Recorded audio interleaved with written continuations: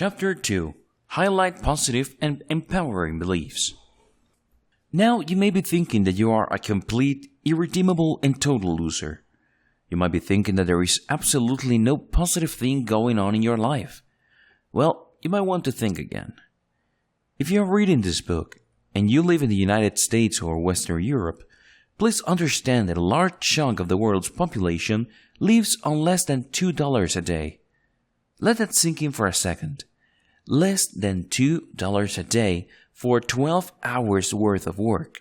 These people have to feed their families for less than $2 a day. Now you're probably feeling sorry for yourself. You're probably thinking that the world is out to get you and all the best things that life has to offer has been taken. Well, you're more than welcome to think that way, but the reality doesn't match up with your perception because other people have it worse. Chances are, if you live in the United States, you're making at least $7.5 an hour. That's $60 a day. That's 58 over the amount of millions upon millions of people who are forced to live with every single day. I raise this fact with you because I want you to gain some perspective. I want to open the door for you to look at the things that are going right in your life. Here's another thing to think about. If you are reading this book, chances are you did not get hit by a truck. Chances are the earth did not split open due to an earthquake and you fell into the crack. Chances are you are breathing smoothly and your lungs and kidneys and everything is working as they should.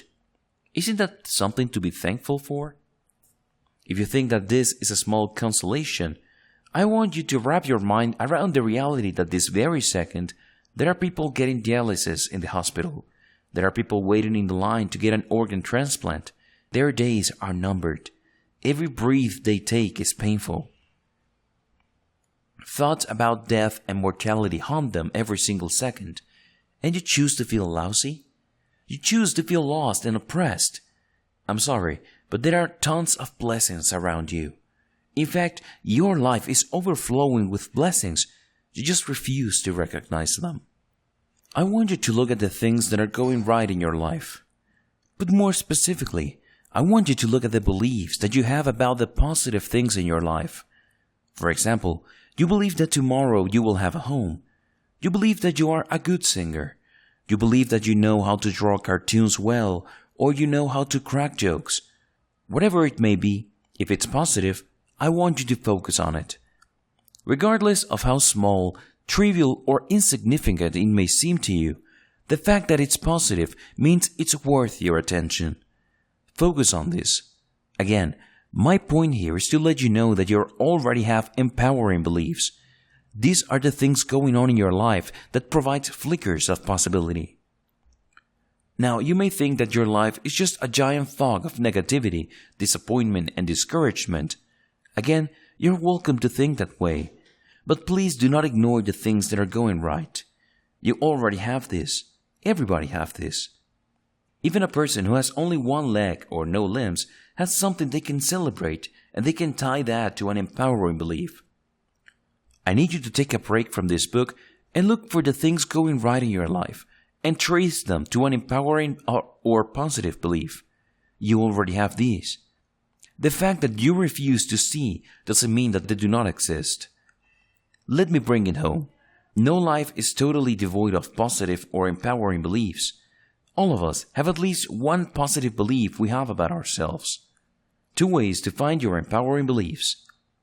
If you're still having a tough time zeroing in the positive or empowering beliefs you may have, focus on these 2 approaches. First is the most obvious. You are already aware of it. They might not be top of mind. They might not even register all that powerfully. But you know that they are real. You know that you believe in these things.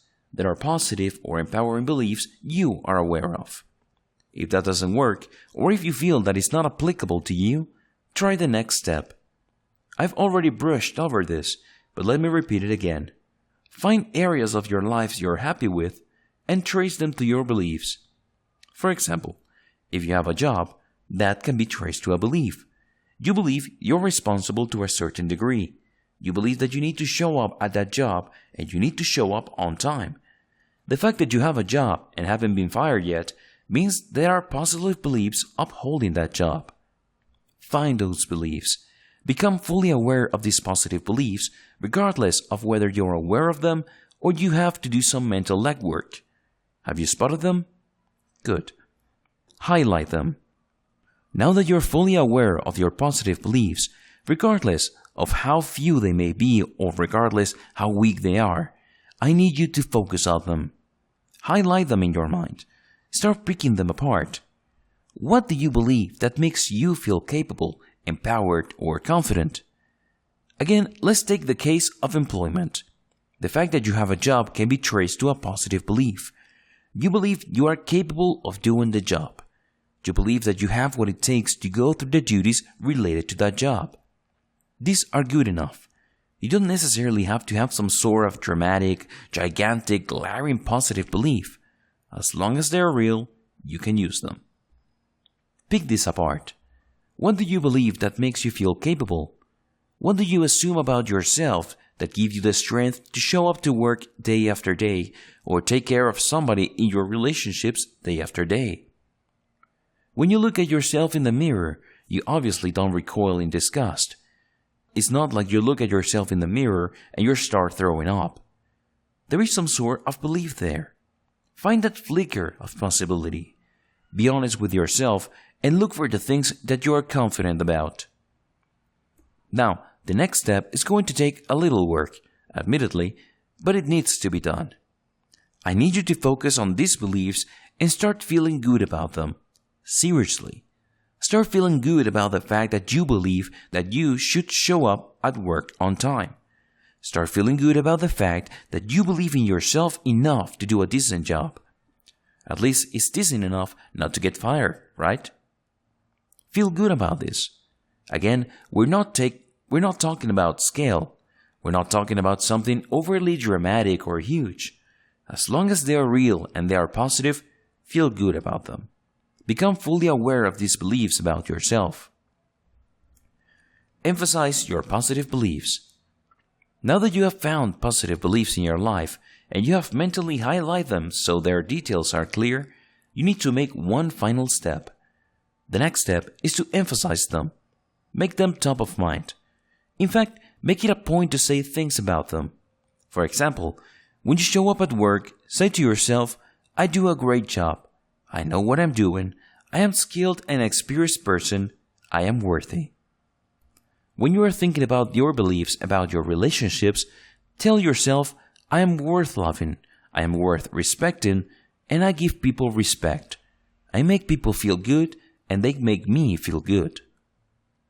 Whatever the situation may be, focus on the belief and the positivity it contains and turn them into affirmations. The great thing about affirmations is that you verbalize things what you are thinking. This enables you to keep them top of mind and to emotionally and mentally focus on them. When you emotionally tune in to these realities, you are able to tap into the power of that belief. There's less mental and emotional pollution between the filter of belief that you choose and the stimuli of your outside world. This leads to a clearer cause and effect connection between what you perceive, what you choose to believe, and how you feel and, ultimately, your actions. By being as clear as possible about the connection between how you filter your reality and how you actually live your life, you can start choosing to live the life of a victor instead of a victim or a bystander. Let me be clear. There are two types of people in this world. There are those who make things happen regardless of what other people say and regardless of what others are feeling about them. And those who constantly ask themselves and everyone else who cares to listen, what happened with my life? I think I know which person you'd rather be.